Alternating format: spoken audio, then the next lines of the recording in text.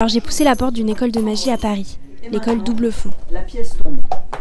On montre si on peut se permettre de faire tomber une par une les pièces.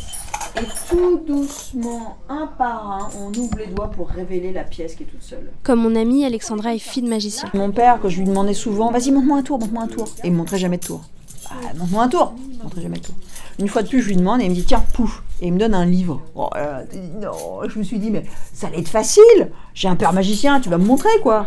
Il m'a foutu son livre dans les mains. Il a fallu que je comprenne le vocabulaire magique, l'index, le machin, le truc. Oh, c'était un casse-tête. Et quand il a vu que j'ai travaillé par moi-même, là il m'a aidé et on a travaillé de concert pour finir à faire des duos ensemble depuis 1999. On prend la pièce, on la met à l'intérieur du verre. Là, on est encore à la période de l'année où les élèves apprennent les fondamentaux. Mais ce que j'ai compris, moi, en assistant à ce cours, c'est qu'en fait, la magie, c'est pas seulement de la manipulation.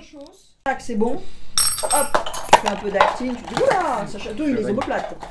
Et hop, tac, tu montres. Oh là là, il y a vraiment une pièce qui est arrivée. Il faut mettre de toi dans la magie, ça veut dire qu'il faut mettre de la psychologie, il faut mettre du théâtre, il faut mettre de l'expression. T'as envie de parler de cinéma, tu mets du cinéma. La magie, c'est un art qui se nourrit des autres arts. La magie, c'est donc plein de compétences différentes. C'est ce qui séduit, mais c'est aussi ce qui rend cet art difficile, pour Olivier, le professeur principal. On a plusieurs casquettes. On doit à la fois être technicien, c'est-à-dire être capable de manipuler, donc d'avoir des compétences techniques, mais aussi savoir s'exprimer, savoir jouer un peu la comédie. Parfois, on est un peu auteur, parce qu'on écrit ses textes aussi, on essaie d'avoir ses histoires. Et après, faiseur. La magie, c'est pas inné, c'est du travail, et beaucoup de travail. Mais pourquoi est-ce que les élèves ont carrément choisi de faire une école?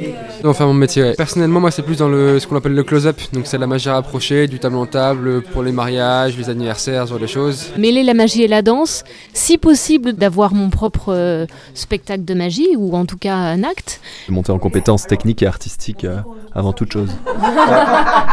En faisant cette école, les élèves ressortent avec un diplôme reconnu par l'État. Mais dans un monde où tout a changé, pourquoi est-ce qu'on continue à vouloir faire de la magie aujourd'hui? Sylvain est un informaticien en reconversion professionnelle. L'IA va remplacer nos jobs d'ici 2-3 ans. Il faut bien qu'on trouve un truc que l'IA peut pas faire, tu vois. Ok, il peut y avoir des vidéos, de la musique, etc. Mais ça remplacera jamais une performance live d'un artiste que tu as en face de toi, si tu veux. Et pour la magie, c'est pareil. Tu pourras jamais avoir un robot qui fait des trucs et tu te dis « Ouah, c'est incroyable ». Bon, ok. L'intelligence artificielle ne peut pas toucher le spectacle vivant.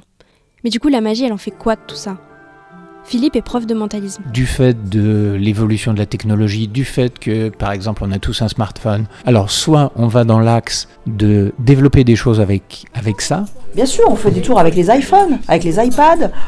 L'intelligence artificielle nous sert. Soit, justement, on va dans l'axe opposé, parce que on est tellement habitué à ça que de se rendre compte qu'on peut obtenir des choses sans rien, bah, ça crée un effet auquel on n'est plus habitué. Et c'est pourquoi, nous, je pense qu'on a un rôle hyper important, et à mon avis c'est ça le rôle le plus important qu'on a en tant que magicien actuellement, c'est de remettre au centre la relation directe de personne à personne, sans aucune technique.